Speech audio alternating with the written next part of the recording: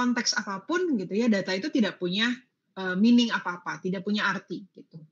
Tapi ketika kita coba interpretasikan, kita kombinasikan dengan konteks, misalnya 1.000 ini adalah uang gitu ya. Nah itu baru menjadi informasi. Nah ini yang memang kita perlu penting untuk kita bedakan ya teman-teman. Jadi data versus informasi gitu. Kalau aku punya angka gitu ya 1099 ini itu angka itu adalah data gitu. Tapi ketika teman-teman memberikan konteks lebih gitu, contohnya ternyata angka ini dibicarakan gitu ya dalam konteks ternyata ini jumlah angka anak-anak gitu ya yang memiliki disabilitas, contohnya begitu. Itu adalah informasi. Jadi dengan kita memberikan konteks terhadap data ini, maka ini menjadi informasi, teman-teman. Dan gimana nih? Terus dari informasi ini kita bisa transformasi lagi nih, jadi sesuatu yang lebih penting lagi. Nah, jadi apa yang sebetulnya tadi, misalnya tadi contohnya data gitu ya, kemudian jadi informasi. Ketika kita mengolah gitu ya suatu data, maka data ini dengan istilah yang kita kenal dengan nama data analytics gitu ya, adalah satu seni untuk mengekstraksi pola, mengekstraksi tren gitu ya, sehingga kita bisa mendapatkan informasi tadi. Jadi tadi data yang memang mungkin bentuknya angka semua gitu ya, tapi kita harus menarik kesimpulan kan gitu. Jadi proses untuk mengubah dari data-data tersebut jadi satu kesimpulan gitu, itu adalah science untuk extracting itu namanya adalah data analytics. Jadi approach-nya banyak gitu ya, dimensinya banyak, tekniknya banyak. Tapi ujung-ujungnya adalah gimana caranya kita bisa mendapatkan pola, mendapatkan tren tersebut sehingga ini bisa digunakan untuk mengambil keputusan di dalam bisnis gitu ya, supaya pada akhirnya kita nih mengambil keputusan nggak berdasarkan feeling gitu ya, tapi berdasarkan data. Nah itu yang sebetulnya jadi penting banget teman-teman gitu ya di dalam kenapa kita harus tahu dan kenal data analytics itu sendiri. Jadi penerapannya luas banget, teman-teman mau kerja di bidang apapun pasti menyentuh ini gitu ya. Karena mau di bidang apapun sekarang perlu banget untuk kita paham sekali dan juga mengambil keputusan dengan menggunakan data. Gitu teman-teman. Jadi penting banget karena membantu kita dalam decision making dalam bisnis gitu ya. Jadi apalagi ketika di dalam bisnis pasti penting sekali untuk meningkatkan efisiensi gitu ya.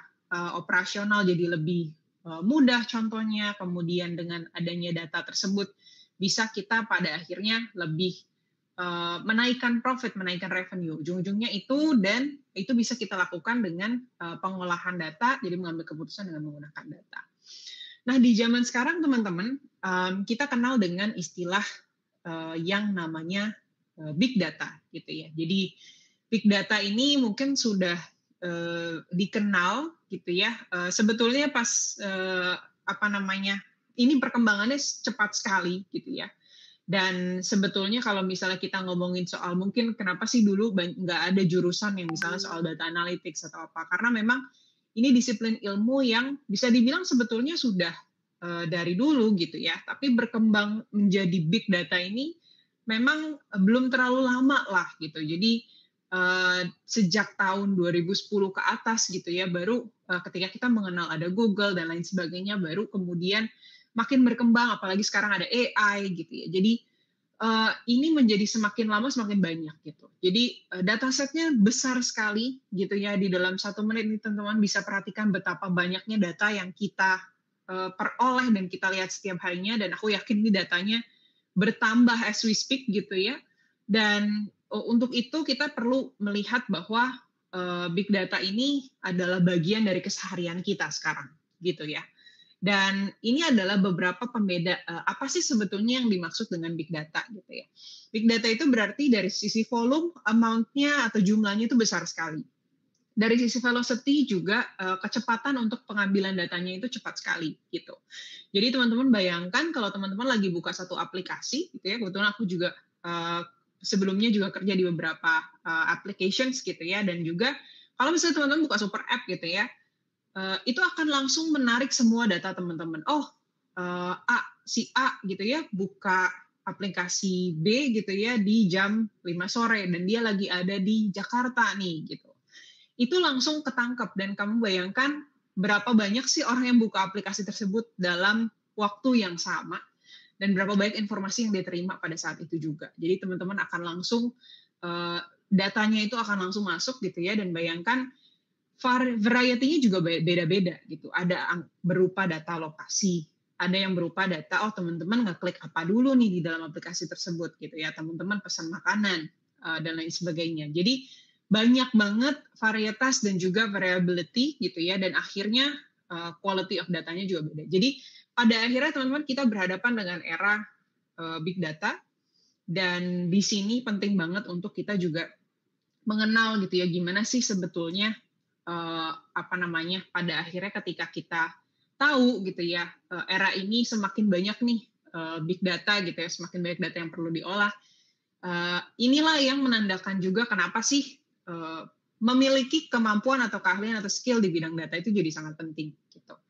Jadi kalau teman-teman mau kerja di bidang apapun gitu ya, anggapannya kemampuan menganalisis data itu jadi seolah-olah mandatory gitu ya, sesuatu yang mungkin kalau misalnya di zaman dulu gitu ya enggak gitu ya, tapi sekarang itu jadi sesuatu yang penting untuk teman-teman semua ketahui. Jadi mau teman-teman sekarang kerjanya di background apapun, kalau mau karir switch ataupun meningkatkan karir, ini adalah menurutku satu bidang yang sangat versatile gitu ya, dan akan terus berkembang ke depannya, karena dengan berkembangnya teknologi, data itu nggak akan semakin sedikit teman-teman, justru akan semakin banyak gitu. Jadi kita juga harus mampu, ini yang menjadi penting banget gitu ya, salah satunya adalah value gitu. Gimana sih sebetulnya nggak cuma sekedar big gitu ya, tapi gimana sih kita bisa turn that into something yang valuable gitu. Jadi gimana caranya teman-teman bisa melakukan itu.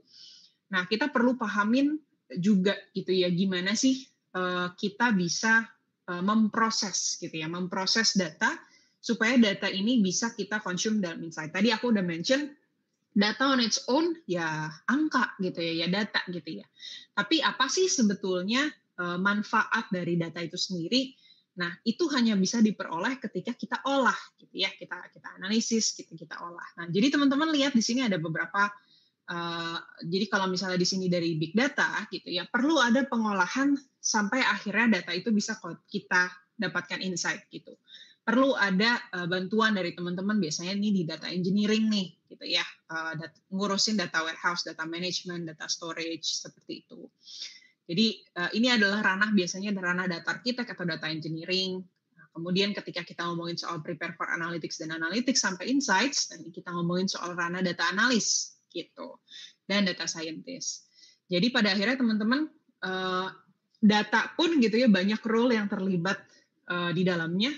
Biasanya yang semakin teknis kita bilangnya adalah data engineering atau data architect, yang semakin dekat ke bisnis kita bilangnya adalah data analis seperti itu. Jadi teman-teman perlu ketahuin gitu ya bahwa ini ada pengolahan data yang perlu dilakukan. Dan kalau misalnya contoh gitu ya, kita ngambil contoh salah satu aplikasi misalnya Tokopedia gitu ya. Nah, ketika kita ngambil kita bertransaksi contohnya, kita browsing, kita bertransaksi, pastinya ada data yang diambil gitu ya, data transaksional yang memang diolah gitu ya oleh teman-teman di data warehouse atau gudang data, yang kita akan bahas juga apa sih maksudnya gitu ya. Dan sampai mereka kalau misalnya mau mengolah gitu ya, contohnya berarti apa aja nih gitu ya, menjawab pertanyaan bisnis seperti misalnya kita mau menjawab berapa banyak transaksi yang terjadi dalam sehari gitu ya, dan transaksinya jenisnya apa aja. Nah, itu perlu dilakukan analisis gitu, karena itulah role di mana data analis gitu ya mengolah itu supaya bisa dipresent ke business user dan management gitu melalui data analisis dan visualisasi. Jadi teman-teman, sumber data itu banyak banget gitu ya. Yang dilakukan oleh company-company ini adalah mengambil data tersebut dari berbagai sumber. Salah satunya dari, kalau yang punya aplikasi berarti dari aplikasi mereka sendiri. Dan data tersebut harus diolah sampai kita bisa mendapatkan keputusan bisnis gitu.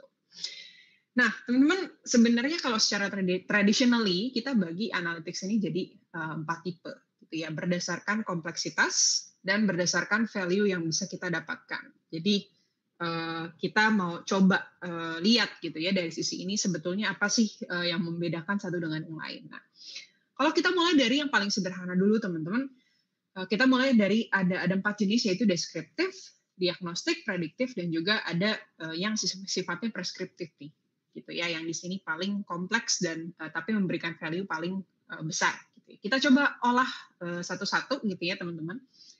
Nah kalau dari deskriptif sendiri gitu ya, sebetulnya deskriptif analytics itu apa? Itu sebetulnya didesain untuk kita tahu nih, kita udah punya datanya, kemudian kita mau memberikan report terhadap data tersebut gitu. Contohnya misalnya nih kita punya laporan keuangan gitu ya.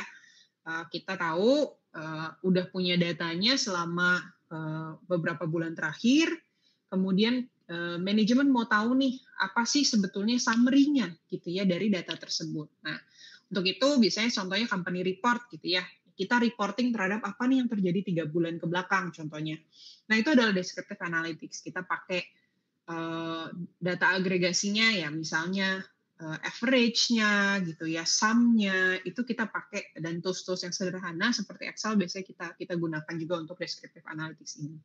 Jadi tentunya kompleksitasnya dan juga tapi value yang didapatkan juga yang paling sederhana gitu. Karena kita mengandalkan data yang memang sebetulnya sih sudah ada bisa dibilang begitu ya, data yang sudah ada di masa lampau. Seperti itu teman-teman. Nah, kemudian kita move ke tipe yang kedua yaitu diagnostik gitu. Nah, biasanya setelah teman-teman bikin report, teman-teman mengolah data tersebut gitu ya.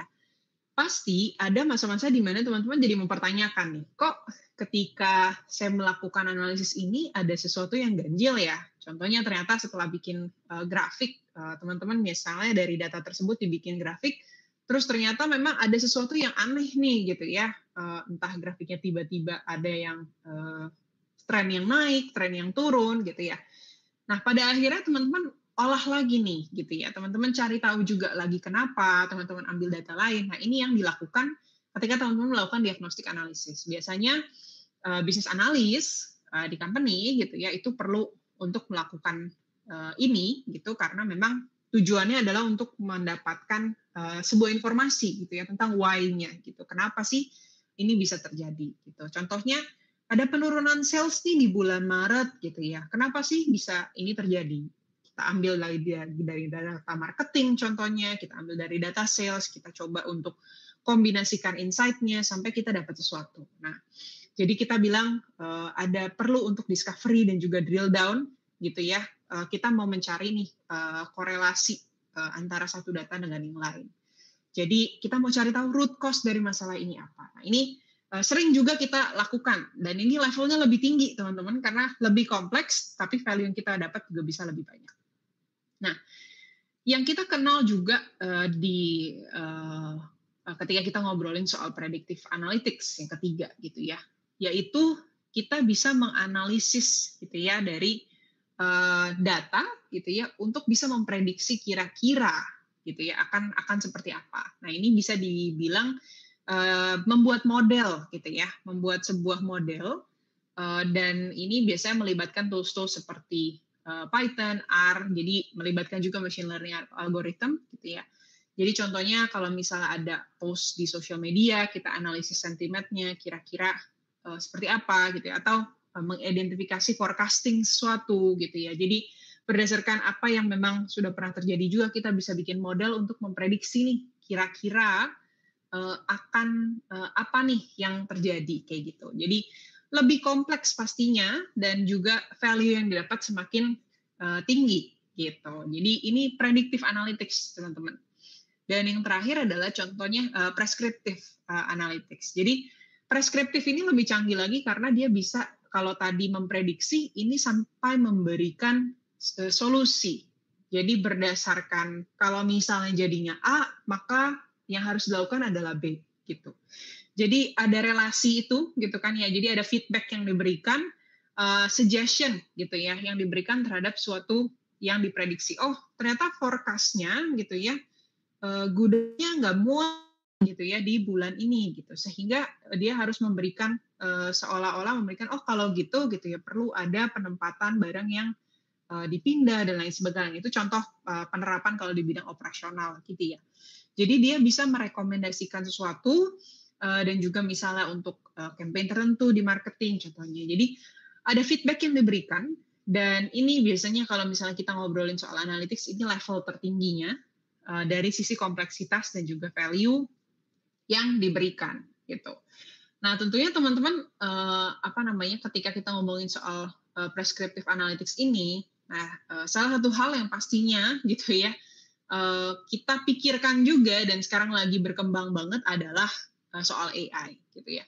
Teman-teman pasti udah pernah dengar lah ya by now soal AI gitu kan. Gimana caranya sih kita menggunakan computer science applications with math gitu ya untuk gimana caranya ini bisa mengimitasi logic of human gitu ya. Makanya dibilang artificial intelligence karena dia bisa ibaratnya melakukan decision making seperti orang gitu kan. Itu yang kita kenal dengan istilah AI gitu. Jadi machine gitu ya ibaratnya bisa melakukan logical reasoning gitu, learning gitu, bahkan memperbaiki dirinya sendiri gitu kan, yang biasanya itu harus dilakukan oleh manusia.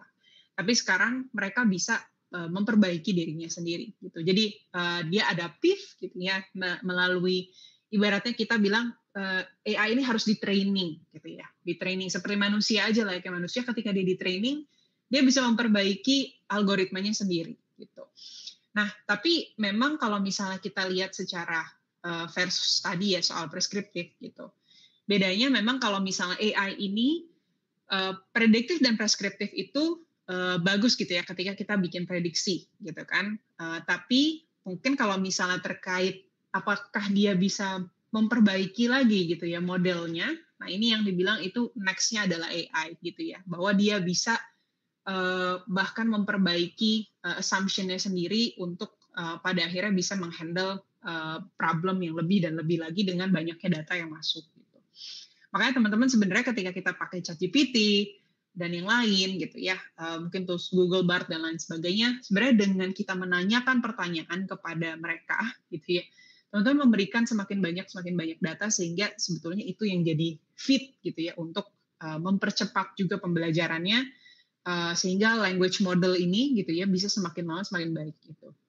Jadi ujung-ujungnya kita juga punya peran dan juga gimana caranya kita juga bisa mengutilize AI ini gitu ya dan juga mungkin dengan tools-tools yang ada sekarang terutama gitu ya gimana caranya kita bisa menggunakan ini juga untuk meleverage kita gitu ya untuk kerja gitu karena pada akhirnya ada hal-hal yang kalau teman-teman udah pernah coba ChatGPT, teman-teman bisa tanya apapun ya, gitu ya ke GPT dan dia akan jawab gitu. Dan di situ sebetulnya teman-teman bisa gunakan sekali untuk tools-tools tersebut untuk meningkatkan productivity. Gitu. Kita akan bahas nanti gitu ya di dalam pembahasan ini juga. Tapi kurang lebih gitu teman-teman. Aku pengen bukain bahwa analytics itu nggak sekedar ada yang sederhana, ada yang memang kalau misalnya kita ngomongin soal advanced analytics itu bisa sampai ke machine learning dan juga AI gitu. Oke, teman-teman kita balik lagi ke kalau misalnya kita ngomongin soal data analytics ya teman-teman, kita akan ke sini dulu gitu ya sebelum kita akan masuk lagi ke tools dan lain sebagainya. Sebelum kita masuk lebih dalam lagi, teman-teman perlu pahami dulu konsep yang namanya database gitu. Database itu sebetulnya adalah sesederhana kumpulan data gitu yang kita kelola dan ini digunakan gitu ya supaya pengguna bisa mudah gitu ya dalam mencari informasi, menyimpan informasi gitu. Jadi sistem ini mengumpulkan ya jadi kumpulan dari table, kumpulan dari file gitu ya yang memang kita gunakan gitu ya untuk pada akhirnya nanti kalau misalnya kita perlu kita tarik datanya gitu. Tapi ini kita kumpulin dulu nih di dalam satu gitu. Nah, ketika kita ngomongin lebih lanjut lagi data warehousing gitu ya atau bisa dibilang gudang data gitu. Dia melakukan juga dia mengarsipkan berbagai banyak gitu ya data dari banyak source gitu database dari banyak source kumpulan gitu ya untuk pada akhirnya ketika kita mau menunjang analisis kita gitu ya ketika kita mau tarik data financial, ketika kita tarik data marketing dan lain sebagainya, dengan sumber data yang tertata ini kita bisa mendapatkan analisis yang terstruktur dan akurat gitu. Jadi penting sekali untuk punya data warehouse ini supaya akhirnya ketika kita mau tarik data dan mengambil keputusan, tentunya ini udah bisa dilakukan gitu. Jadi penting untuk teman-teman juga ketahui konsep ini gitu ya supaya kita lebih ke arah aware. Jadi mungkin yang kalau ranah ini lebih ke arah data engineering, data analis secara detailnya gitu, tidak melakukan hal ini, tapi ini adalah konsep dasarnya gitu ya. Jadi akhirnya dari database kumpulan itu kita bisa ngambil tabel, ngambil kolom, dan kita bisa analisis. Nah, hubungan antar database ini ya biasanya antar tabel gitu ya, biasanya kita lakukan dengan menggunakan adanya PK atau primary key gitu.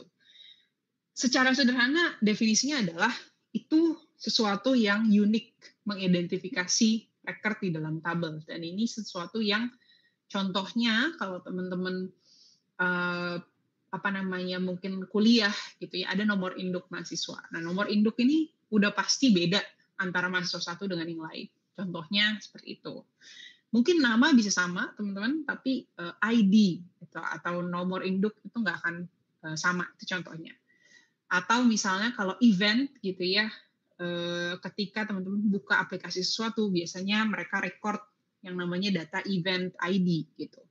Jadi itu nggak akan beda, nggak akan sama untuk setiap data yang ditarik gitu. Jadi contohnya seperti itu. Jadi perlu ada ini supaya bisa membedakan dan juga mengkoneksikan antara satu dengan yang lain.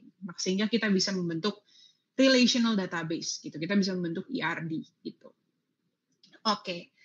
Nah, teman-teman, next-nya setelah kita pahamin ini, sehingga penting untuk kita juga tahu bahwa ketika kita mau mengolah data, jadi setelah tadi data warehousing, sekarang datanya udah rapi nih, udah terstructure gitu ya, kita tahu primary key-nya apa, sekarang baru kita bisa melakukan analisis gitu ya, data analis. Nah, memang pada akhirnya data analytics ini ada cycle-nya itu sendiri gitu. Jadi kita memang menggunakan data analytics ini kan ujung-ujungnya untuk memberikan insight kepada bisnis gitu ya teman-teman.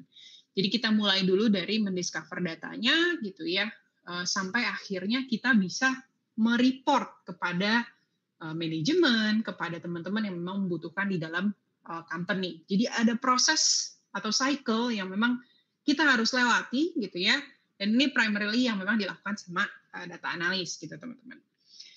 Jadi secara sederhana prosesnya gimana? Kita harus mulai dulu teman-teman dari mengidentifikasi dulu masalah bisnisnya itu seperti apa. Nah, jadi teman-teman kalau misalnya kita ngomongin soal proses gitu ya, pastinya aku mau tekanin ini bukan proses yang linear gitu ya. Jadi dalam arti ketika kita melakukan analisis gitu ya, pertama kita pasti harus mulai dulu dari business question-nya, kita dapetin datanya gitu ya, kemudian sampai kita prepare, kita bersihkan datanya, kita analisis, kita dapat findings-nya. Ada kalanya ketika kita merasa bahwa kayaknya ada yang kurang deh, kemudian kita balik lagi ke proses ini, ke misalnya understanding lagi business question-nya apa, atau getting data lagi gitu. Jadi ini bukan proses yang linear, tapi secara general ini adalah proses yang harus dilewati untuk pada akhirnya kita sampai dapat ke insight gitu ya, mendapatkan business insight atau kesimpulan. Nah, kita akan go through satu-satu teman-teman supaya clear dari masing-masing prosesnya.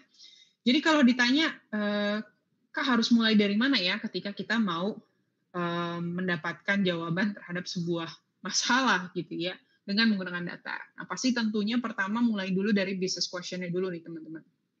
Kita harus ngerti dulu, sebetulnya dalam melakukan analisis, apa sih yang mau kita jawab gitu ya.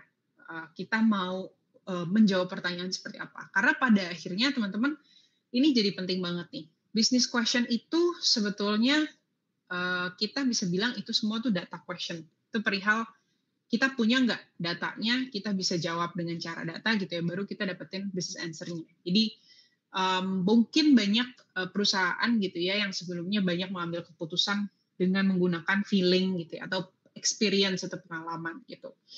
Tapi pada akhirnya bahayanya adalah karena kita nggak tahu nih trennya apakah sudah berubah gitu ya. Kalau misalnya kita mengikuti hanya dari situ gitu. Jadi penting banget untuk kita bisa mentranslate business question jadi data question, itulah yang dilakukan oleh seorang data analis. Dia dapatkan data answer dan dia bisa translate itu menjadi business answer. Seperti itu. Jadi ini secara bisa dibilang gitu ya, adalah sebuah kalau misalnya dibilang role-nya data analyst itu apa ya ini?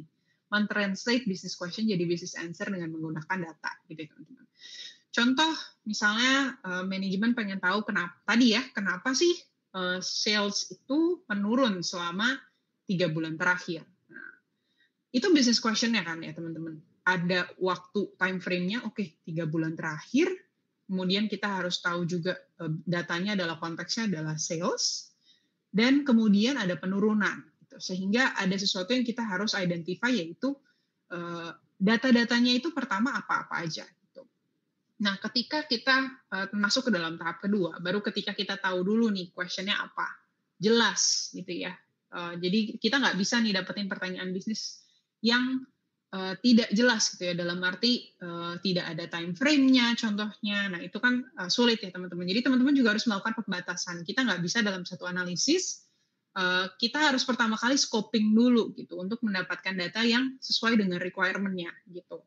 Jadi kalau misalnya teman-teman tadi punya data tersebut gitu ya, habis itu kita dapetin dulu datanya. Contohnya kita dapetin data apa nih? Kita perlu dapat data sales gitu ya. Kita perlu dapat salesnya secara daily atau weekly atau monthly gitu ya. Kita perlu dapetin data tersebut gitu. Dari sana gimana nih cara dapat datanya gitu. Kita ada yang memang bisnis yang memperbolehkan langsung tarik datanya, ada yang harus request dulu ke tim lain contohnya.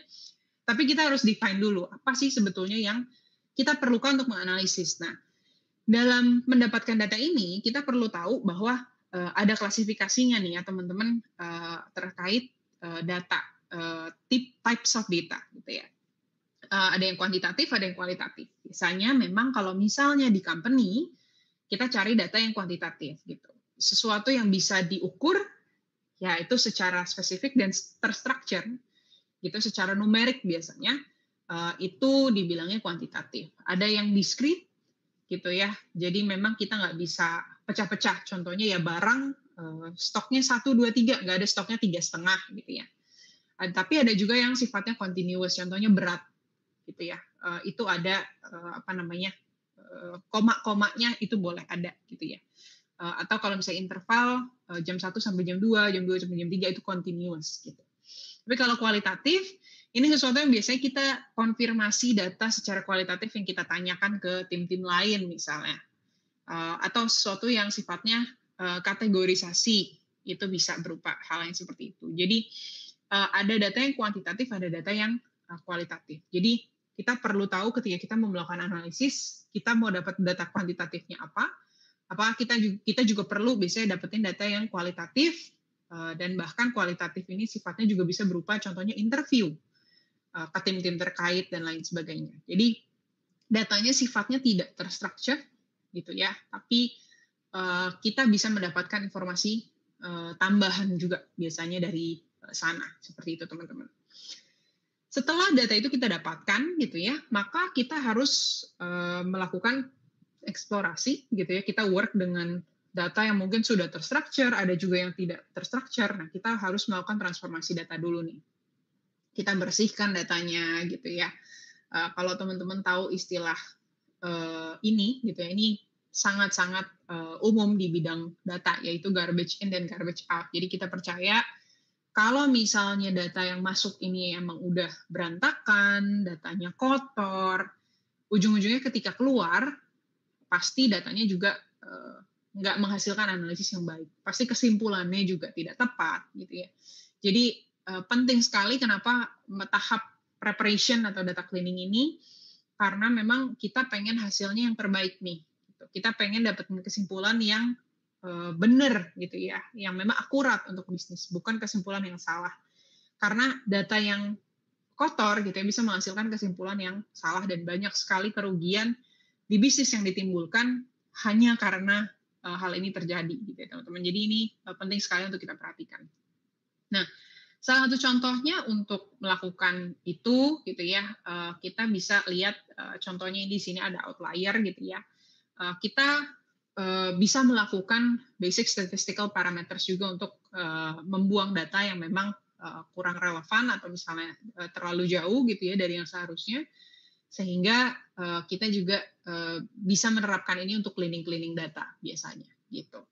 Jadi, memang yang terlalu standar deviasinya sudah terlalu tinggi gitu ya, kita remove datanya gitu. Jadi, kita menggunakan, atau kita menarik hanya data-data yang memang, relevan, contohnya ada data-data yang kosong, kita juga biasanya, kita fill gitu ya, supaya, tidak mempengaruhi hasil akhir dari si, analisis yang kita lakukan gitu. Jadi, ini mungkin bisa dibilang kayak tahapannya panjang, iya, tapi, worth it untuk kita lakukan sebelum kita, melakukan tahapan yang selanjutnya, yaitu menganalisis data gitu. Jadi kita analisis datanya, kita sambil lihat, sambil lihat apa yang memang kita bisa lakukan, dengan data tersebut. Contohnya apakah memang analisis itu kita bisa lakukan untuk, korelasi gitu ya. Contohnya, kenapa nih tadi sales-nya turun? Kita coba lihat korelasi antara, data sales gitu ya dengan mungkin, leads dari marketing yang memang didapatkan dari campaign-campaign tertentu, contohnya gitu.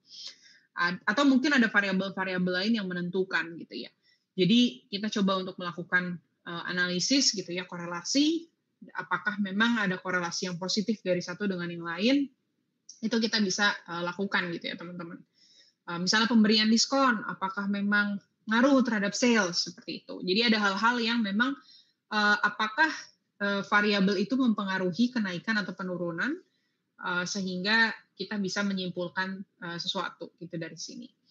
Atau pengelompokan gitu ya, ada sales di daerah tertentu yang ternyata memang turun, ada sales di daerah lain yang ternyata naik gitu ya. Setelah kita kelompokkan, kita clustering, memang itu ternyata tidak semua nih gitu ya, datanya tidak umum. Ada memang daerah tertentu yang lebih merah dari yang lain, contohnya seperti itu. Jadi kita grup berdasarkan, similarity gitu ya. Misalnya range dari si, sales itu sendiri di daerah itu kita bisa pisahkan. Nah, jadi analisis-analisis ini kita tentukan berdasarkan pertanyaan bisnis tadi gitu. Jadi tentunya kalau misalnya tidak relevan dengan ini, misalnya kita nggak punya data lokasi gitu ya, atau kita nggak punya kategorisasi tertentu, ya tentunya nggak bisa menggunakan analisis tipe ini gitu. Jadi kita juga perlu tahu mana yang harus kita, ambil, kita tahu gitu ya, tadi kita mengeksplor data gitu ya, kadang kita nggak tahu juga ketika kita dapat suatu data harus mulai dari mana. Nah, makanya perlu sekali untuk kita biasanya mengeksplor dulu atau kita sebutnya EDA untuk tahu gimana sih sebetulnya data itu gitu ya. Kita sampai kita tentukan oh ini analisis yang terbaik nih untuk mensummarize data tersebut sampai dapetin insight gitu. Nah, hati-hati teman-teman terhadap yang namanya bias gitu. Jadi bias sebetulnya secara mudahnya gitu adalah bahwa kita kadang tuh sebagai manusia gitu ya punya kecenderungan untuk makanya mungkin manusia kalau misalnya ngomongin AI harusnya AI tidak ada bias tapi nggak juga gitu ya. AI juga punya bias tergantung data yang memang jadi training seperti apa. Contohnya kita udah tahu gitu ya bahwa kalau misalnya dari pengalaman kita sendiri nih pasti kalau misalnya kita memilih satu keputusan gitu ya, pasti A nih yang benar gitu ya. Tapi ketika data kita analisis ternyata dia menghasilkan B gitu. Mungkin ada kecenderungan untuk kita juga antara mendelete satu data point atau apa yang memang pada akhirnya supaya kesimpulannya jadi A nih gitu. Jadi teman-teman pasti manusia punya kecenderungan seperti itu. Tapi makanya kita harus tahu persis gitu ya, makanya harus objektif untuk menghindari hal-hal seperti ini supaya akhirnya hasil-hasilnya dari analisis yang kita lakukan itu yang memang objektif gitu, tidak subjektif karena memang kita ibaratnya udah punya bias tertentu gitu. Contoh lain, kalau misalnya kita mau menghitung average pendapatan gitu ya orang-orang, saya contohnya di Amerika Serikat gitu, kita average gajinya atau valuasinya Jeff Bezos contohnya, pastinya kan ada bias nih gitu ya, karena memang dia misalnya mungkin ratusan kali lipat dari orang biasanya gitu. Jadi itu yang harusnya kita buang nih sebagai outlier gitu ya. Outlier juga bisa akhirnya menghasilkan bias gitu. Atau kita melakukan survei secara tidak sengaja, kita hanya mengambil very small sample yang tidak representatif. Akhirnya ketika kita mengambil kesimpulan, sebetulnya tidak representatif terhadap whole population-nya gitu. Karena kita cuma mengambil sampel yang sangat-sangat kecil, itu selection bias contohnya begitu. Jadi itu teman-teman yang kita harus pahamin, dan kita juga harus aware gitu ya terhadap ketika kita mau menganalisis data gitu. Terakhir ketika kita sudah melakukan tadi analisis gitu ya, akhirnya kita masuk ke visualisasi gitu. Nah, visualisasi ini penting banget teman-teman. Ujung-ujungnya kalau teman-teman lihat chart, apapun itu bar chart, line chart, itu adalah kita bilangnya itu adalah data visualisasi gitu ya. Dan kenapa sih data visualisasi ini sangat penting gitu ya? Sebenarnya sesederhana bahwa kita ini manusia adalah makhluk yang sangat visual, gitu ya. Jadi otak manusia itu memproses image atau gambar visual 60.000 kali, gitu, yang lebih cepat daripada teks. Gitu. Jadi kalau teman-teman baca satu tabel versus teman-teman lihat satu grafik, gitu, teman-teman akan jauh lebih cepat menangkap. Oh, maksudnya ada tren yang naik, ada tren yang turun, itu jauh lebih cepat dari grafik dibandingkan teman-teman harus baca angkanya dan kemudian teman-teman harus interpretasikan. Gitu. Jadi lebih mudah gitu ya untuk kita bisa mentransmit data tersebut di otak kita. Gitu. Jadi banyak sebetulnya visualisasi yang tipe-tipenya ada gitu ya. Tapi memang kita biasanya pilih berdasarkan apa yang kita mau komunikasikan. Balik lagi, teman-teman mau mengkomunikasikan tentang apa? Tentang tren, gitu ya, apa tren itu seperti apa, apakah memang tren itu terhadap waktu, misalnya kita bisa menggunakan line chart, apakah itu tren terhadap kategori, contohnya kita bisa menggunakan bar atau column chart. Jadi beda-beda tergantung teman-teman mau ngomong apa sih lewat data ini. Jadi salah satu hal yang memang perlu untuk diperhatikan data analis gitu ya, supaya bisa sukses gitu ya, teman-teman harus tahu dulu kita mau ngomong apa gitu ya tadi untuk menjawab pertanyaan bisnisnya, data yang memang harus diceritakan gitu ya. Ujung-ujungnya kita ini storyteller gitu ya teman-teman.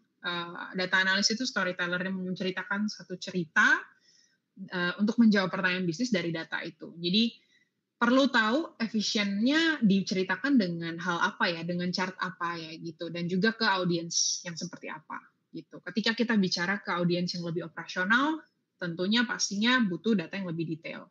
Ketika kita ngobrol dengan manajemen, tentunya mereka butuh data yang lebih sintetik, lebih summary gitu. Jadi tergantung kebutuhannya, kita biasanya pilih data visualisasi yang memang disesuaikan dengan itu. Seperti itu. Jadi banyak sekali tools-tools yang memang kita bisa lakukan dengan teknologi yang ada sekarang gitu ya. Jadi teman-teman bisa pakai banyak tools gitu ya juga untuk bisa melakukan analisis gitu. Bahkan dengan tools yang sekarang kita bisa skip beberapa part yang tadi gitu ya. Misalnya exploratory kita bisa lakukan juga dengan langsung dengan tools-tools seperti ini yang memudahkan kita seperti itu. Nah, ketika kumpulan dari visualisasi ini kita taruh dalam satu gambaran gitu ya, kombinasi dari grafik, kombinasi dari visualisasi ini, inilah yang kita sebut sebagai dashboard. Gitu. Jadi biasanya kita bilangnya dashboard ini membantu kita juga untuk terutama untuk ya manajemen, ada juga tapi dashboard yang operasional gitu ya. Untuk secara visual ini kita bisa men-track kondisi bisnisnya seperti apa sih gitu. Ada yang secara real time atau mungkin harian, ada juga mingguan gitu ya. Jadi kita perlu tahu audiensnya lagi-lagi siapa dan juga parameter atau matriks gitu ya.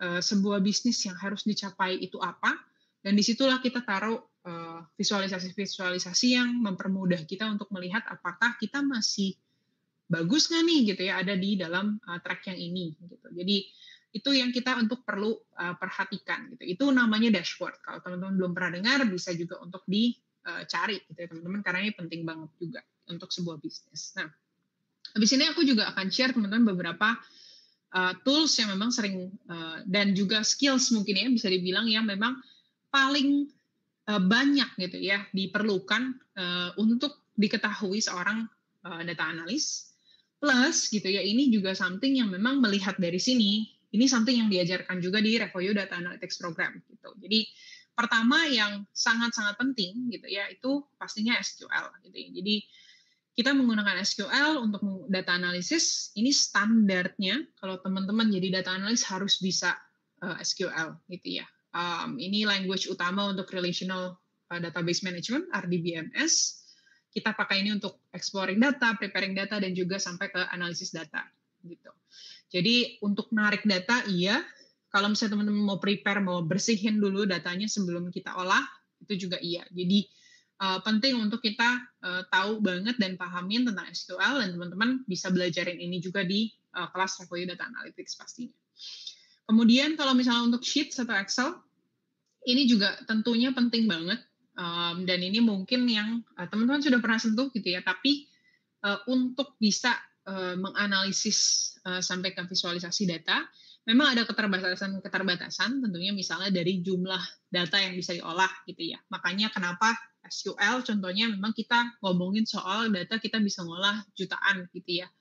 Tapi mungkin kalau misalnya di Excel ada limitasi-limitasi terhadap row-row yang memang tidak bisa sebanyak itu, dan ujung-ujungnya gitu ya, untuk processing-nya akan lambat sekali.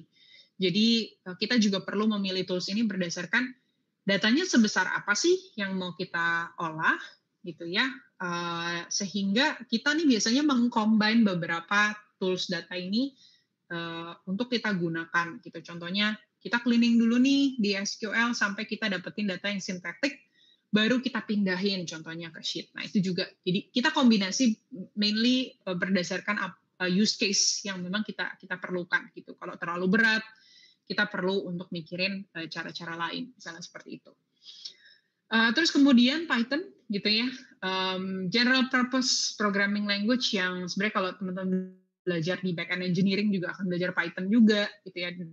As data analyst juga kita bisa bikin automation data dengan menggunakan Python, jadi visualisasi juga bisa dengan Python. Jadi banyak banget yang bisa digunakan. Jadi teman-teman kalau belajar Python sebenarnya benar-benar nggak ada ruginya gitu ya, karena banyak banget penerapannya, bisa ke data science, bisa ke machine learning, ke AI, ke back-end development, itu semua masuk gitu ya. Jadi language ini sangat versatile gitu, dan kalau di Revoyu kita akan belajar Python gitu ya untuk data, dan di sini bisa teman-teman gunakan untuk berbagai purpose gitu ya di dalam pembelajarannya kayak gitu. Nah, yang terakhir juga ada common tools for data yang kalau misalnya teman-teman cari top visualization, itu salah satunya muncul pasti Tableau gitu ya. Jadi data visualization tool yang kita juga bisa digunakan untuk EDA atau exploratory data analysis itu gitu ya. Jadi teman-teman bisa menggunakan ini untuk quick prototyping juga untuk dashboard teman-teman contohnya gitu ya. Karena dia untuk pengolahan datanya juga cukup cepat gitu ya. Di luar ini masih banyak banget teman-teman, ada Power BI, ada juga Looker Studio gitu ya dari Google. Jadi tools-tools ini banyak banget, tapi konsepnya sama teman-teman.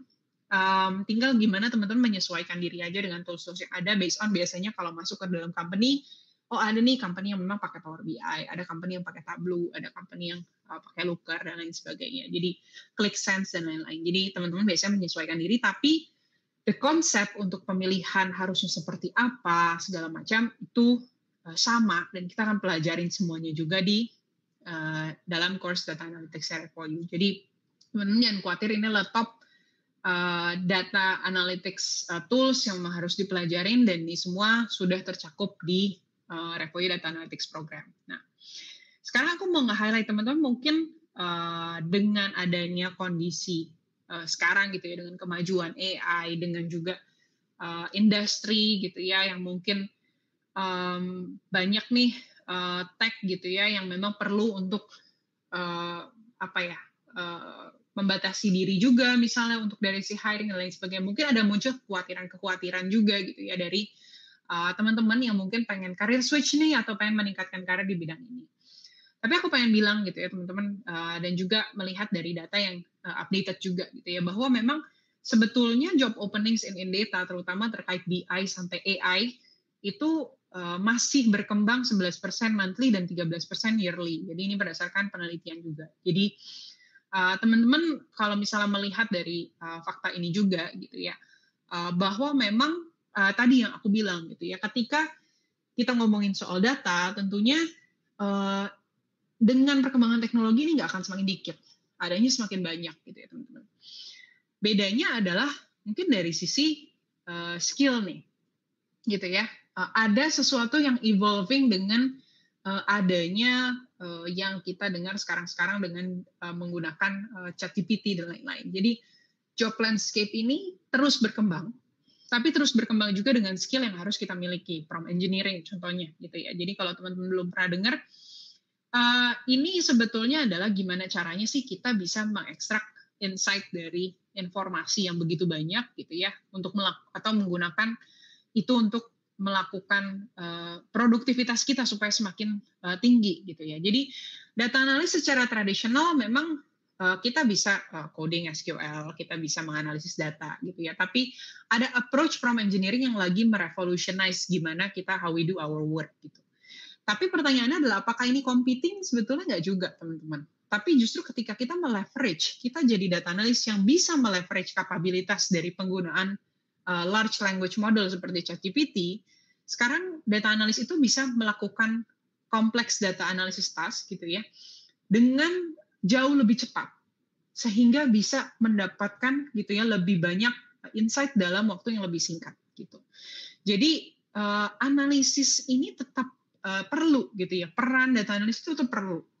Tapi gimana kita juga terus memperlengkapi diri gitu ya untuk bisa punya kemampuan menggunakan tools-tools ini, NLP ini, supaya kita juga bisa jadi data analis yang ngerti gitu ya, gimana caranya menggunakan ini supaya kita makin produktif dengan pekerjaan-pekerjaan kita.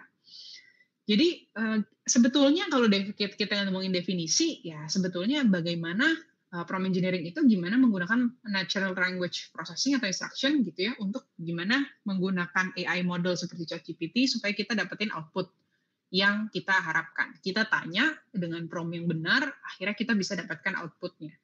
Tapi gimana untuk menentukan itu, tentunya kita tetap perlu untuk pelajarin gitu ya. Ini memberikan kita accessibility dan efisiensi gitu ya di dalam pekerjaan kita.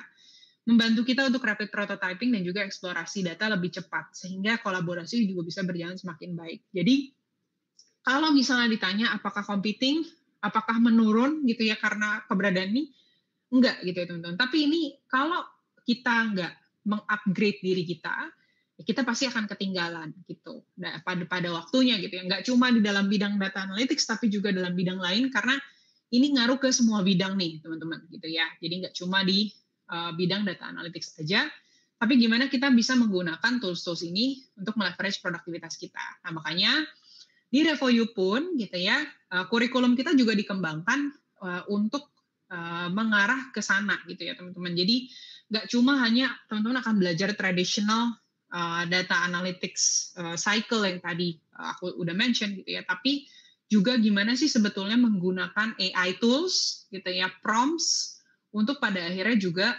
teman-teman bisa mendapatkan output dengan jauh lebih cepat gitu ya, supaya teman-teman juga nggak ketinggalan dengan teknologi-teknologi yang ada pada saat ini. Jadi ini yang penting juga untuk teman-teman ketahui, dan teman-teman juga akan pelajarin di RevoU Data Analytics Program gitu.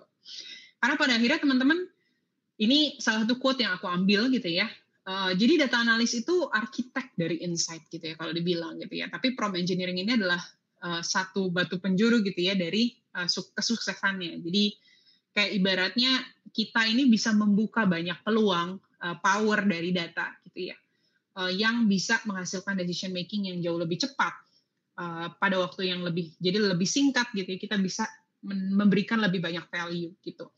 Jadi ujung-ujungnya kalau misalnya teman-teman, aku yakin gitu ya, harapannya melalui pemaparanku di sini, teman-teman bisa dapat gambaran terkait impact gitu ya teman-teman bisa hasilkan sebagai seorang data analis gitu ya. Dan sekarang dengan adanya teknologi-teknologi yang ada, justru teman-teman dimudahkan gitu ya, dan dalam pekerjaan teman-teman, sehingga teman-teman bisa memberikan lebih banyak value lagi gitu ya di dalam pekerjaan teman-teman. Yang penting kita mau belajar gitu ya, mau terus mengembangkan diri gitu ya, nggak stuck di dalam satu skill aja gitu ya, tapi kita open gitu ya, dan harapannya teman-teman bisa menjadi data analis yang lebih dan lebih impactful kayak gitu. Mungkin itu sekian teman-teman pemaparan dari aku pada malam hari ini. Thank you banget buat perhatian teman-teman semua. Kembalikan ke Cita. Oke, thank you so much Kak Vanessa untuk pemaparannya. Mudah-mudahan teman-teman jadi makin kebayang ya tadi implementasi di bidang data analytics. Nah, sekarang kita akan masuk ke sesi tanya jawab nih Kak Vanessa, dan sepertinya udah banyak banget yang penasaran dan juga tadi ya apalagi terkait perkembangan zaman, tadi menyebutkan juga AI dan lain-lain. Wah, ini banyak banget yang kepo. Nah, tapi mungkin disclaimer dulu ya teman-teman untuk pertanyaannya, kita baca dari yang most common question yang sering ditanyain gitu. Jadi nanti kalau misalnya belum dijawab semua, mohon maaf karena keterbatasan waktu, kita coba jawab dari yang paling banyak ditanyain ya.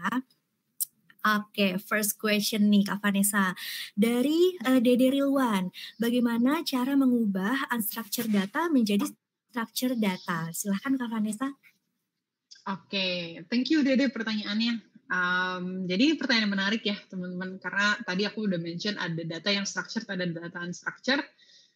Dan dulu aku juga punya pengalaman gitu ya pas zaman masih kuliah gitu ya, menginterview orang-orang gitu ya untuk mendapatkan data. Kemudian kalau misalnya secara tradisional gitu ya, sebenarnya sesederhana kalau misalnya teman-teman interview gitu ya, sekarang tuh udah ada AI juga yang bisa langsung dengan kita dimudahkan sekali lah ya. Kalau dulu kita harus dengan transkripnya kita kategorisasi gitu ya.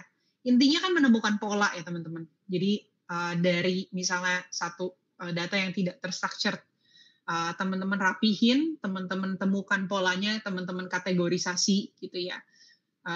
Sehingga sampai ke kategori itu bisa kita numbering gitu. Oh, yang masuk ke dalam kategori A, B, C, D ini berapa banyak sih obrolannya atau omongannya gitu ya. Jadi itu kita bisa lakukan. Tapi sekarang dengan teknologi seperti ChatGPT gitu ya, itu mudah sekali untuk sebenarnya menggunakan teknologi ini untuk terutama untuk data yang sekarang nggak cuma teks, bahkan juga dari image atau dari file gitu ya. Tapi secara kalau misalnya kita ngomongin soal data yang berupa teks, algoritma seperti GPT itu juga bisa membantu mengekstrak informasi gitu. Jadi kalau teman-teman lihat ada banyak di luar sana gitu ya yang udah bisa ikut kita pas meeting gitu ya, terus habis itu bisa generate langsung minutes of meetingnya gitu. Itu kan sebetulnya mengolah unstructured data menjadi data kan teman-teman. Secara tradisional iya kita dengerin, kita catat, kita olah gitu ya. Tapi sekarang udah banyak banget tools yang sebenarnya bisa membantu kita mengkategorikan, mengorganisir si kontennya itu sendiri gitu. Jadi kita udah dimudahkan teman-teman menurutku, dan kita harus open aja untuk akhirnya menggunakan teknologi-teknologi tersebut, coba dieksplor gitu ya untuk bisa kita ubah unstructured data jadi structured data gitu. Jadi nggak terlalu banyak makan waktu kita. Kalau dulu mungkin aku akan jawabnya, ya kita kelompokkan, kita kategorisasi. Tapi kalau misalnya di zaman sekarang, kayak kita udah bisa dengan open menggunakan GPT, menggunakan AI tools di luar sana untuk bisa mengolah informasi itu gitu kira-kira. Oke, semoga terjawab ya pertanyaannya, dan buat teman-teman yang lain juga nih yang punya kegalauan dan pertanyaan yang sama tadi udah dijelasin ya sama Kak Vanessa. Next Kak, kedua ada pertanyaan dari Putri Nov, bagaimana kita mengetahui bahwa pada saat cleaning data itu data-data yang sudah bersih gitu ya, kayak yang di cleaning itu sudah bersih gitu. Nah, untuk tahunya itu seperti apa? Silahkan Kak.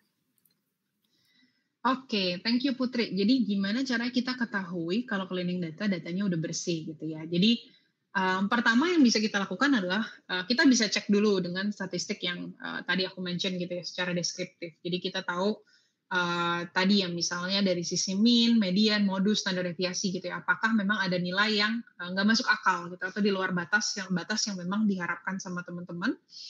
Dan kalau misalnya ada, ya berarti itu belum bersih gitu ya. Jadi kita harus buang gitu ya. Kedua, pastinya memang dengan kita periksa outlier tadi. Jadi outlier itu kan nilai ekstrim yang memang ada antara di kiri atau terlalu di kanan gitu ya. Dan itu bisa mengacaukan lah dari sisi model maupun dari sisi analisis kita gitu. Jadi kita bisa melakukan sebenarnya quickly bisa gunain juga tools data visualisasi untuk kita bisa model that out secara cepat gitu ya. atau memang ya intinya kita hitung gitu ya, kalau misalnya memang nilainya lebih tinggi dari angka tertentu atau lebih rendah, kita remove kayak gitu. Ketiga, mungkin yang bisa kita lakukan juga kalau misalnya teman-teman atau misalnya anggota tim gitu ya, makanya kita selalu bilang four eyes method gitu. Four eyes berarti dua orang at least untuk memverifikasi apakah memang ini udah sesuai atau belum. Jadi kita lebih ke arah memvalidasi dengan domain language kita gitu. Jadi kita juga bisa menggunakan itu sih gitu ya sebagai double checking gitu ya supaya data yang memang ada lebih akurat kayak gitu. Mungkin itu sih yang bisa kita lakukan untuk menjawab pertanyaannya. Oke, semoga terjawab ya buat pertanyaannya Putri. Tadi cara tahunya seperti apa ya, datanya sudah bersih. Nah, next lagi nih Kak, pertanyaan ketiga dari Farid Baskoro. Kak Vanessa, kira-kira apa sih pertimbangan dalam pemilihan tools ataupun software yang dipakai untuk data analytics dan database yang dipergunakan? Mohon tipsnya Kak. Oke, ini bagus ya pertanyaannya Farid gitu ya. Mungkin aku akan balik lagi Farid ke kalau misalnya kita mau milih sebuah tools, balik lagi ke tujuan atau kebutuhannya Farid. Tujuan bisnisnya seperti apa gitu. Apakah memang kita lagi ngomongin soal mengerjakan sesuatu dengan data yang besar nih, data yang real time gitu ya, atau data yang terstructured atau nggak structured nih, gitu. Atau data yang mungkin sangat sensitif nih, data-data keuangan contohnya dan lain sebagainya. Jadi teman-teman perlu lihat itu dulu sebelum menentukan gitu. Jadi kalau misalnya pun mau melakukan analisis gitu, akan lebih banyak melakukan analisis seperti apa? Apakah sebenarnya lebih banyak deskriptif tadi contohnya itu cukup? Atau memang harus sampai prediktif nih gitu? Itu pasti ada tools-tools yang memang disesuaikan untuk kebutuhan itu gitu. Jadi memang perlu yang tools yang sudah mengincorporate machine learning contohnya kalau misalnya memang teman-teman perlu yang prediktif. Kalau cuma sekedar yang reporting, oh ya udah cuma dashboard biasa seperti Looker ya bisa kayak gitu. Nah, jadi contoh itu pertama sih. Jadi balik lagi ke kebutuhan dan tujuan spesifik gitu. Teman-teman juga perlu lihat dari sisi scalability. Jadi misalnya memang kalau volume datanya yang akan datang sekarang memang sedikit gitu ya. Apakah memang dalam waktu 6 bulan ke depan atau 1 tahun ke depan akan jauh lebih banyak gitu kan, sehingga ketika kita mikirin ini, wah udah nggak mungkin nih toolsnya nggak bisa nih gitu ya, dan mengganti sesuatu di tengah-tengah itu lumayan capek gitu ya. Jadi itu juga yang perlu untuk dilihat apakah misalnya volume datanya akan 10 kali lipat lebih banyak nih dalam 6 bulan, wah berarti kita perlu pikirin juga apakah cukup nih yang kita pakai sekarang gitu. Dan apakah selain volume ya kecepatan berarti kan. Apakah memang dengan volume yang banyak ini kemampuannya komputasinya jauh lebih lambat nggak gitu ya. Gitu. Jadi di luar situ pasti kalau dari sisi kinerja ya ngomongin juga soal keamanan, flexibility juga apakah memang bisa tadi ya mengcater kebutuhan kita gitu. Ya untuk bisnis pasti terakhir ya biaya gitu ya. Karena memang pastikan ketika kita pakai sesuatu gitu ya, kita ada biaya yang kita akan kenakan, apakah memang lebih baik ada sesuatu yang kita build sendiri gitu ya, kita berarti harus ada investasi orang di sana, atau memang kalau dari sisi biaya untuk yang kita pakai di company gitu ya, apakah per query nanti kita akan dapat pengenaannya per apa gitu ya. Jadi perlu tahu gimana caranya data itu diambil, mempertimbangkan biaya awal, biaya maintenance gitu ke depannya gitu sih. Jadi mungkin itu beberapa hal yang bisa dipertimbangkan. Oke, jadi mungkin yang pertama tadi karena untuk menganalisis data itu ada tujuannya dulu ya Kak ya, yang kita perlu tahu untuk apa. Setelah itu bisa kalau misalnya untuk bisnis tadi berarti juga biaya menjadi salah satu pertimbangan gitu. Nah, semoga terjawab nih, mungkin teman-teman juga yang punya pertanyaan serupa ya dengan Farid. Next lagi nih Kak, selanjutnya dari Fitran bertanya, terkadang saat dihadapkan dengan data-data yang ada, ini tuh sering bingung ya, apa yang harus dianalisis dan mulai dari mana analisanya, dan gimana sih cara mengatasi hal tersebut Kak? Mungkin tipsnya boleh nih. Oke, Fitran. Tadi aku sempat mention juga ya untuk data analytics cycle tadi. Jadi pasti Fitran harus mulai dulu dari memahami dulu nih tujuan bisnisnya itu apa dulu gitu ya. Apa sih masalah bisnis yang memang mau diselesaikan gitu kan dalam hal ini. Baru setelah itu kita kumpulin datanya gitu kan, jenis memang data-data yang kita butuhkan untuk jawab gitu kan.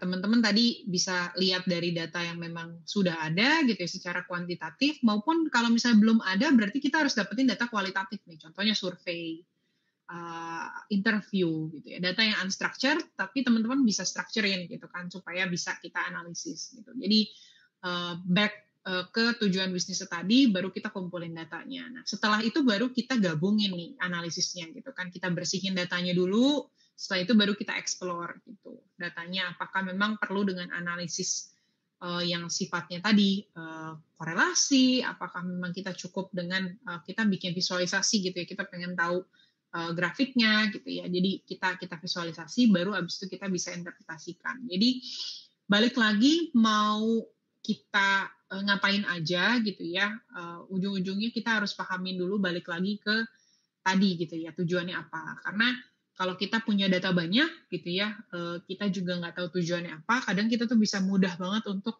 jadinya paralysis analysis lah. Jadi kita terlalu banyak dapat data, tapi kita bingung gitu ya, tujuan kita tuh sebenarnya apa. Jadi balik lagi kita harus tentuin itu dulu di awal, sehingga kita jelas gitu ya, data yang kita dapat juga bisa menjawab itu. Gitu mungkin. Oke, semoga terjawab nih pertanyaannya Fitran, dan selanjutnya, wah ini ada pertanyaan juga dari M. Adi Syaputra, gimana Kak teknik cleaning yang tepat dan tools yang mudah digunakan apa Kak? Mungkin buat pemula-pemula nih, boleh Kak silahkan. Oke, sebenarnya ini tergantung banget sama jenis datanya gitu ya. Tapi mungkin kalau misalnya secara umum yang bisa dipakai pertama kalau untuk bersihin data itu penting untuk kita lihat duplicate data, biasanya kita lihat gitu ya. Kita identify kalau misalnya ada entry data yang memang berulang, bisa juga karena pengumpulan datanya yang salah gitu atau human error. Mungkin banyak juga data yang kosong atau data yang hilang gitu kan, itu yang perlu kita isi yang hilang itu dengan data yang ada gitu kan.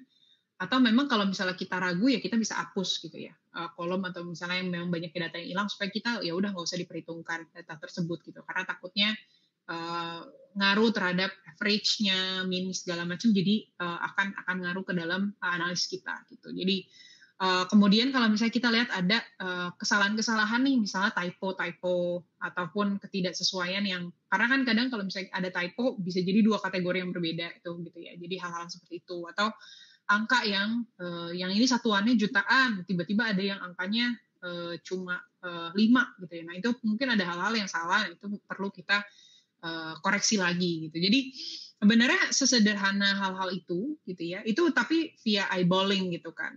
Kalau datanya 100 bisa gitu, tapi kalau datanya 1 juta ya nggak bisa gitu ya.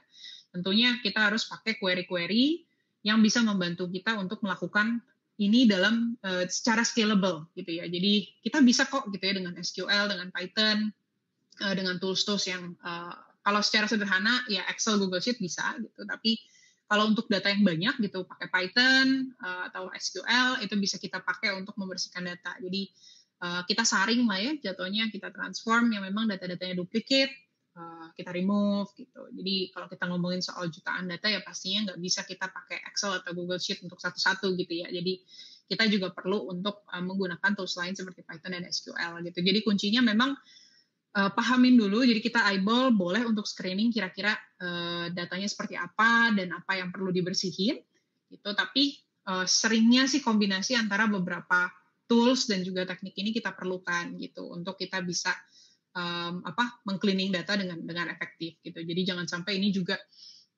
akan takes time gitu ya. Tapi kita juga harus tepat nih memilih toolsnya. Jadi jangan sampai juga kita harus eyeball lalu harus takes beberapa hari gitu ya untuk membersihkan ini, padahal sebenarnya dengan tools lain kita bisa lebih cepat kayak gitu. Jadi biasanya sambil itu juga ya kita sambil browsing juga, jadi makanya pembelajaran akan terus ada sih gitu ya. Tapi perlu untuk kita explore tools-tools yang tepat gitu ya untuk ketika memang dari sisi volume gitu itu juga semakin banyak yang kita harus bersihkan kayak gitu. Oke, semoga terjawab ya teman-teman dan mungkin kalau teman-teman penasaran juga pengen mempelajari lebih lengkap gitu ya dari mulai teknikal tadi terus juga dari pemahaman bisnis dan lain-lain itu juga bisa kalian dapatkan secara lengkap ya Kak kalau misalnya kalian gabung nih ke Full Stack Betul. Data Analytics. Nah, next lagi ini dari Alicia, pertanyaannya adalah bagaimana cara menentukan variabel-variabel yang akan kita gunakan nih Kak saat pengambilan data gitu. Silahkan Kak. Oke, jadi sebetulnya untuk menjawab pertanyaan Aisyah, kalau kita ngomongin soal variabel, balik lagi tadi ya ke pertanyaan bisnisnya dulu gitu. Jadi kalau misalnya Alicia mau nyari nih gitu ya untuk menentukan tadi variabel untuk kita mau ngambil data, Alicia lihat dulu gitu ya, apakah memang pada saat kita mau menjawab pertanyaannya tadi, pertanyaan bisnis tadi, kira-kira apa nih? Kita breakdown biasanya. Oke, tadi ya contohku, misalnya kita mau tahu bagaimana misalnya satu campaign marketing gitu yang ngaruh terhadap sales gitu. Dari situ kan sebenarnya kita bisa breakdown gitu ya teman-teman, matrix-matrix yang memang penting banget untuk bisnis gitu bisa ukur gitu ya, dan kita perlu libatkan gitu. Contohnya, oh kita perlu tahu nih Kak, berarti kuantitatifnya apa? Oh, berarti kuantitatifnya hasil dari si campaign itu. Contohnya impressionnya berapa, reach-nya berapa gitu ya. Kemudian sales yang dihasilkan dari situ berapa, atau leads yang memang masuk ke dalam marketing kita berapa gitu, contohnya gitu. Tapi mungkin kategorinya apa nih? Oh, kategorinya kita melakukan campaign marketing A nih, ada yang tipe B, tipe C, tipe D gitu ya. Jadi kita perlu tahu dulu gitu ya apa yang memang kita mau ukur, baru kita tentuin variabelnya dari kita breakdown satu-satu gitu. Jadi kita tanyakan pertanyaan-pertanyaan breakdown. Oke, kalau misalnya kita mau analisisnya misalnya campaign marketing apa aja, oh berarti kita perlu kategorinya nih. Oh berarti kita perlu data-data di dalam situ nih. Jadi selalu ada pairing antara kualitatif dan kuantitatif, itu pasti. Karena kalau kita cuma punya data yang kuantitatif aja, kita nggak mungkin bisa analisis dengan tepat gitu ya. Jadi perlu kita lakukan dulu tadi berdasarkan tipe data, kuantitatif, kualitatif, lalu itu masing-masing kita breakdown berdasarkan kebutuhannya. Nah, memang ini nggak selalu akan sekali jalan yang tadi aku bilang. Jadi nggak akan oh ya linear aja gitu ya. Tapi mungkin pas lagi jalan, oh ya lupa yang ini kayaknya perlu diambil juga deh. Itu kamu akan balik lagi gitu ya. Jadi iterasi lagi. Jadi memang penentuan variabel ini tidak selalu harus linear gitu. Jadi ketika nanti kamu di dalam perjalanannya menganalisis ternyata ada yang kurang, kamu bisa dapetin data lagi. Tapi balik lagi untuk penentuan variabel pasti nanyanya ke business questions dulu gitu. Semoga menjawab. Oke, semoga terjawab ya pertanyaannya dan ini mungkin ada lagi nih pertanyaannya, wah banyak ya Kak Vanessa. Selanjutnya ada dari Uji. Nah, kalau Uji ini bertanya mengenai menjadi data analis sekarang skillnya apa aja Kak yang harus dikuasai gitu ya. Apalagi sekarang teknologinya udah semakin maju nih seperti yang tadi di-share sama Kak Vanessa juga. Nah, kalau dari pertanyaan Uji silahkan ada pertanyaan dari jawabannya Kak. Thank you Ji, ini pertanyaannya relevan banget ya gitu ya. Jadi dunia udah semakin maju gitu kan dengan perkembangan ada AI, machine learning dan teknologi data gitu ya. Jadi peran data analytics itu menurutku nggak cuma sekedar menganalisis data untuk keputusan bisnis lagi, tapi juga gimana kita bisa mengintegrate apa yang memang kita sebelumnya udah punya gitu ya, basis data analysis dengan menggunakan juga AI untuk mempercepat nih, untuk bisa semakin produktif gitu ya. Jadi itu yang juga pengen ditonjolkan di program Revoyu gitu ya. Jadi keterampilan teknis itu jelas gitu ya, SQL, Python, Excel gitu ya, visualisasi data itu pasti gitu. Which is sebenarnya itu semua sekarang udah berkembang ke arah AI gitu. Jadi meskipun dulunya sering dikaitkan dengan data science gitu ya, tapi sekarang data analis juga perlu untuk memahami itu gitu ya, tentang tentang AI gitu ya, dan terutama untuk menggunakan tools NLP yang memang bisa mempercepat gitu.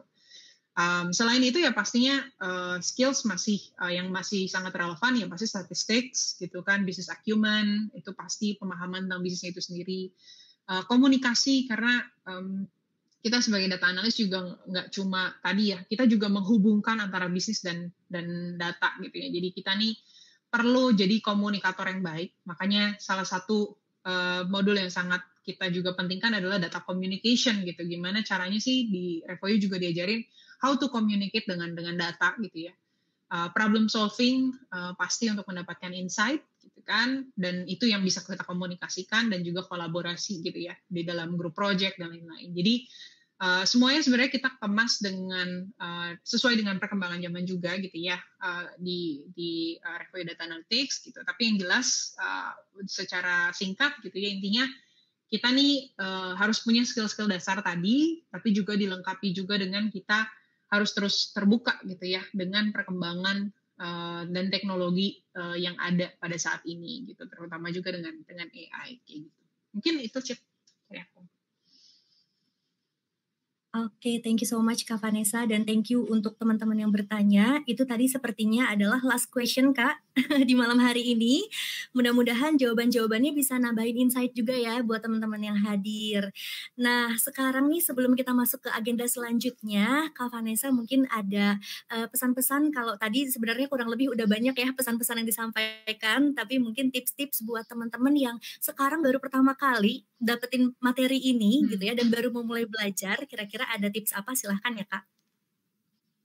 Oke, jadi teman-teman mungkin data analis ini nih aku pribadi juga merasa ini adalah role yang sangat versatile gitu. Teman-teman bisa jadi apa aja sebetulnya gitu ya dengan memahami tentang data analytics ini gitu. Jadi nggak menutup kemungkinan ada teman-teman yang mau upskill aja, ada teman-teman yang mungkin memang pengen career switch, ada teman-teman yang memang lagi mencari nih sebenarnya aku mau ke arah mana gitu ya. Tapi apapun itu, menurutku ini bidang yang sangat-sangat relevan dengan semua tujuan itu gitu. Karena pada akhirnya semua gitu, mau bisnis apapun, mau kita berkecimpung di apapun, pasti kita ada hubungannya sama kita harus bisa menganalisa data, mengambil kesimpulan dan mengambil keputusan gitu. Jadi itu adalah dasar gitu ya dari bisnis gitu ya. Jadi pertama untuk teman-teman yang mau ambil bidang ini gitu ya, pertama pasti ya teman-teman harus bangun dulu dasar yang kuat tadi gitu ya. Jadi teman-teman ambil course gitu ya, dan salah satunya Revoyu Data Analytics yang bisa membantu teman-teman gitu ya. Teman-teman bangun dulu keterampilan juga secara teknis, itu pasti perlu gitu ya, SQL, Python gitu ya. Jadi statistik tadi, jadi teman-teman tetap perlu membangun itu. Tapi teman-teman juga perlu perkuat dengan practice gitu ya. Jadi projects yang memang teman-teman lakukan gitu. Nah, memang kelebihannya di Revoyu Data Analytics course ada project-project yang memang kita juga work with companies gitu ya untuk menghadirkan real case study gitu yang memang bisa memberikan kesempatan itu buat teman-teman. Jadi bisa dapat pengalaman yang lebih praktikal gitu ya, dan juga ngobrol sama banyak teman-teman yang lain, mentor, instructors yang memang coming dari praktisinya langsung, jadi teman-teman bisa langsung dapat pengalamannya juga kayak gitu. Di situ juga bisa ngembangin keterampilan komunikasi tadi yang aku mention gitu ya, dan karena teman-teman akan punya community gitu kan, jadi aku juga sarannya gabung juga dengan grup forum komunitas yang memang tertarik dengan data analytics gitu ya, supaya teman-teman juga bisa tahu kalau teman-teman bingung harus tanya kemana gitu kan. Jadi itu tentunya juga bangun portfolio itu one thing gitu ya, supaya teman-teman juga ketika memang mau career switch ataupun fresh grad yang mau apply gitu ya, teman-teman udah punya study case atau analisis yang pernah udah teman-teman lakuin gitu ya. Pasti yang terakhir perlu ada dunia yang di tengah dunia data yang perlu yang berubah ini gitu ya. Teman-teman penting banget untuk terus belajar gitu ya. Makanya kurikulum Revoyu juga terus menyesuaikan, salah satunya dengan meng-embed lebih banyak AI gitu ya di dalamnya gitu ya. Jadi harapannya juga teman-teman punya mindset untuk terus punya kemampuan untuk curiosity gitu ya, untuk terus belajar, untuk bisa mengembangkan diri lebih lagi gitu. Mungkin itu Cip beberapa dari aku. Oke, semoga bisa bermanfaat buat teman-teman. Thank you so much buat Kak Vanessa. Teman-teman jangan lupa semuanya saya thank you ya ke Kak Vanessa, dan semoga Kak Vanessa sehat-sehat terus supaya kita bisa ketemu lagi mungkin di next session. Oke, Kak Vanessa. Thank you teman-teman. Thank you Cita. Selamat malam. Oke, thank you so much Kak Vanessa dan juga Kak Cita untuk lecture malam hari ini yang sangat daging. Gimana nih teman-teman, setuju nggak? Daging banget nggak nih materi hari ini? Ketik 1 kalau menurut teman-teman iya sampai ngebul gitu ya. Ketik 2 kalau masih mencerna nih. Nah, mana nih teman-teman? Menurut teman-teman nih daging banget nggak nih materi hari ini ya? Luar biasa ya, tadi materinya lebih padat ya daripada sesi kemarin, dan buat teman-teman gimana, jadi makin tertarik nggak nih untuk berkarir dan juga mempelajari ilmu data analytics secara lebih komprehensif. Nah, buat teman-teman yang jadi makin penasaran, makin semangat nih pengen mempelajari ilmu data analytics dan juga berkarir sebagai seorang data analis, aku mau ingetin lagi ke teman-teman kalau sesi malam hari ini atau yang teman-teman dapetin di mini course ini tuh hanya tip of the iceberg ya, atau hanya sepucuknya aja nih teman-teman. Padahal sebenarnya kalau teman-teman mau berkarir jadi data analis, itu masih banyak banget hal-hal yang perlu teman-teman kuasai nih untuk bisa sukses berkarir di bidang ini. Nah, kalau teman-teman mau menguasai ilmunya untuk jadi data analis, nah teman-teman masih perlu mempelajari banyak hal ya, yang tentunya nanti juga bakalan dipelajarin di Revoyu Full Stack Program. Nah, di Revoyu Full Stack Program, teman-teman akan mempelajari dari sisi fundamentalsnya data analytics, sampai nanti mempelajari tools-toolsnya kayak SQL, Python, data visualization, terus juga Tableau ya teman-teman.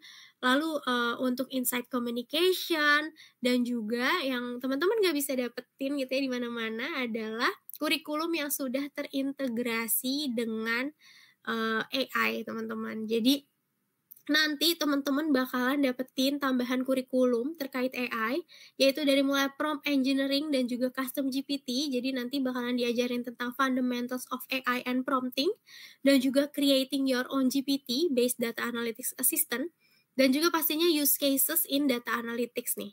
Jadi ada performing data analytics application with AI, terus juga enhancing security, reducing bias, minimizing hallucination in GPT assistant gitu ya, dan juga automation techniques for data reporting and visualization. Dan juga ada AI lainnya juga teman-teman, ada AI for spreadsheet, AI for SQL, AI for Python, dan juga AI for data communication. Jadi selain salah satu kurikulumnya atau modulnya di full stack itu kita udah bekerja sama dengan Microsoft ya untuk memberikan learning experience yang lebih up to date buat teman-teman, kita juga sekarang sudah ada AI integrated kurikulumnya. Jadi jangan sampai disia-siain, karena nanti ketika teman-teman pengen berkarir di bidang data analytics, dengan teman-teman nambahin ilmu AI ini bisa melengkapi skill setnya teman-teman supaya nanti kalian itu lebih stand out di mata recruiter ya.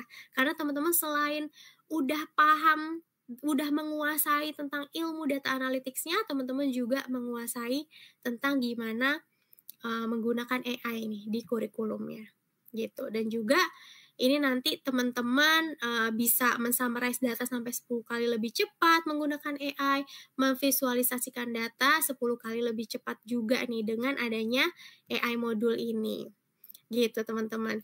Jadi saranku buat teman-teman yang udah nggak sabar ya untuk mempelajari ilmu dari data analytics plus AI ini dan juga pengen berkarir di bidang data analis, teman-teman langsung aja daftar ke Revoyu Full Stack Data Analytics Program di link yang ada di pin message live chat YouTube ya. Nah, selanjutnya teman-teman, aku mau ngejelasin tentang tugas ya yang ada di mini course. Jadi ada 2 tugas selama serangkaian 2 minggu mini course ini berlangsung.